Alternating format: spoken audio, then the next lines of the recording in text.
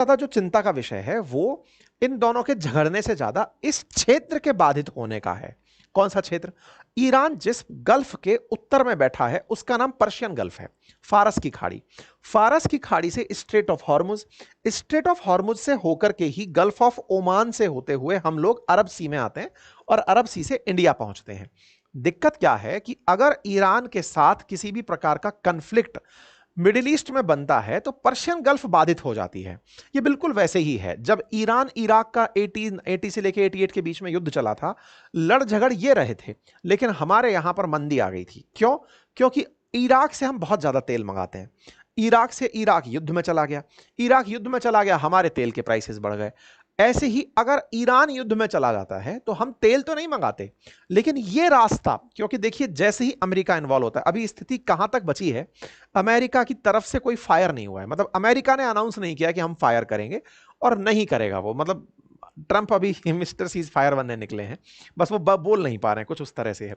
लेकिन अगर ट्रंप हमला कर देते हैं, देखिए चीजों का ये तो नहीं कह सकते अपन की परिवर्तित नहीं हो सकती, परिवर्तित अगर हो जाती है, अगर मगर में बहुत कुछ है, बदल जाती हैं, तो ईरान इतना दूर मिसाइल नहीं भेजेगा।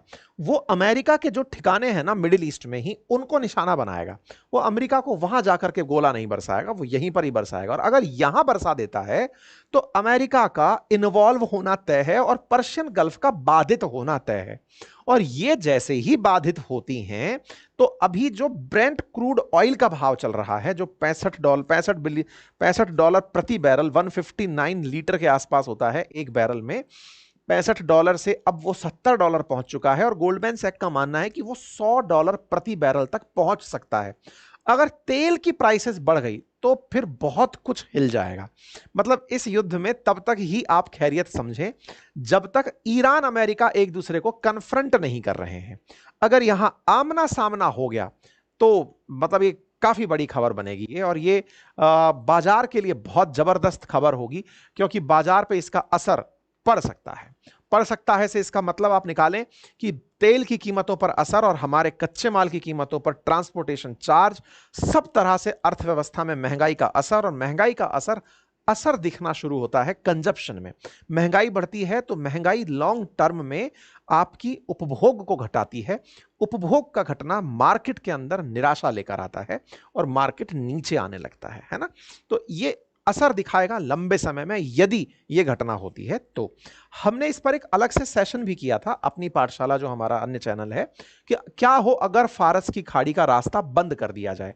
इस पर हमने उस समय भी डिटेल चर्चा की थी, और उस चर्चा में बताया था कि दुनिया का 20% तेल इस स्ट्रेट ऑफ हॉर्मुज से होकर के ट्रेवल होता है, और भारत का तो मैक्सिमम गैस और ऑयल जो भी है वो यहीं से इंपोर्ट होता है।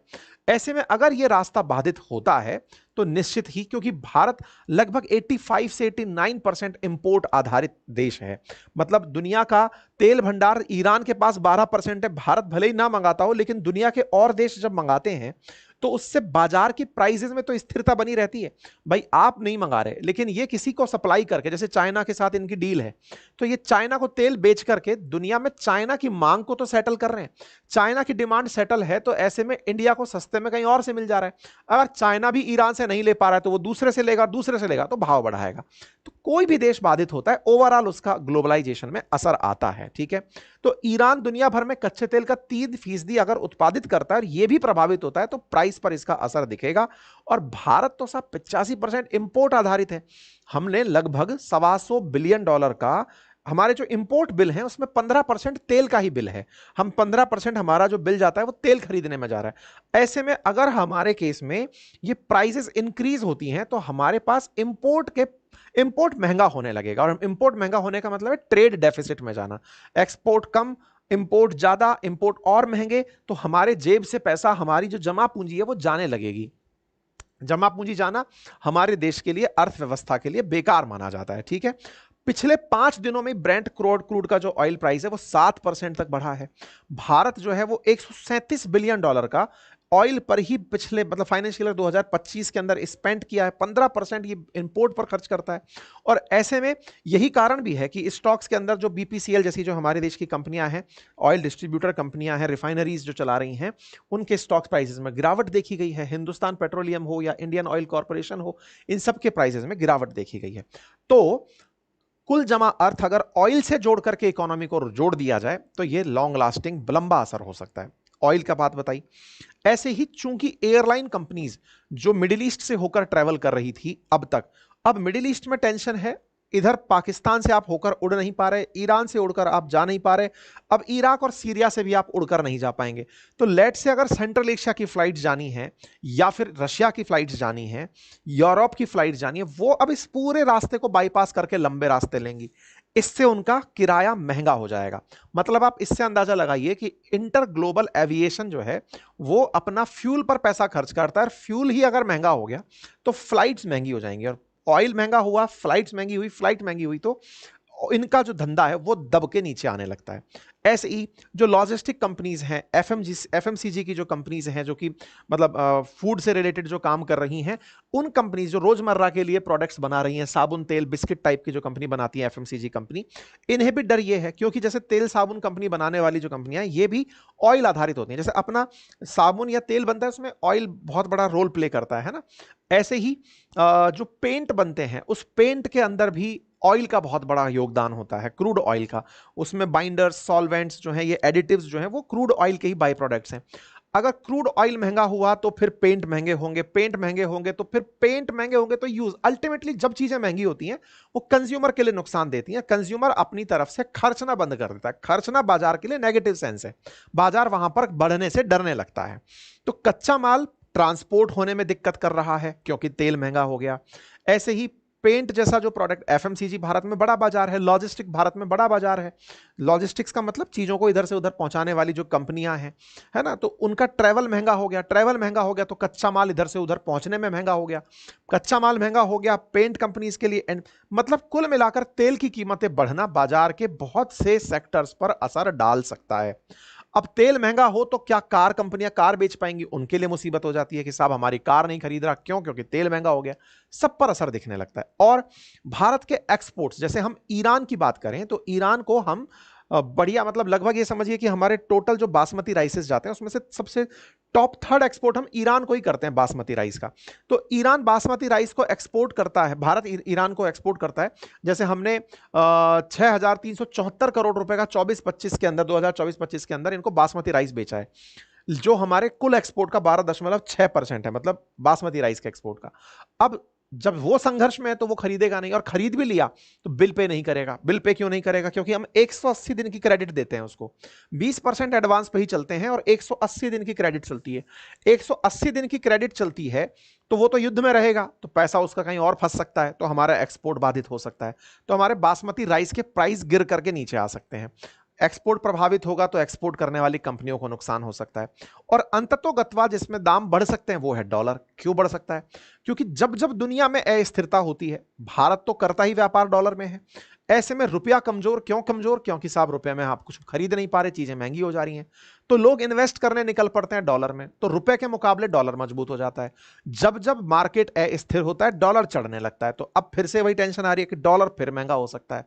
डॉलर महंगा हो सकता है, लोग डॉलर के अंदर ट्रेड करने लग जाते हैं, डॉलर के अंदर यानी कि करेंसी के अंदर ही ट्रेडिंग शुरू हो जाती है। ठीक है, तो ऐसे में डॉलर का और रुपए का गिरना और डॉलर का मजबूत होना भी बाई प्रोडक्ट इस युद्ध का बन सकता है। ठीक है, बात की जाए भारत और इजराइल के रिलेशंस की और भारत और ईरान की, इन दोनों के साथ कुल मिला के $5 बिलियन का व्यापार होता है। उसमें हम ही ट्रेड सरप्लस में हैं, इनसे हम कमाते हैं। इसके बारे में मैंने ऑलरेडी जानकारी अपनी पाठशाला पर जो सेशन किया था उसमें दे दी थी। फिलहाल के लिए जो जानकारी है वो इससे आगे की है, और वो है वॉलेटिलिटी की।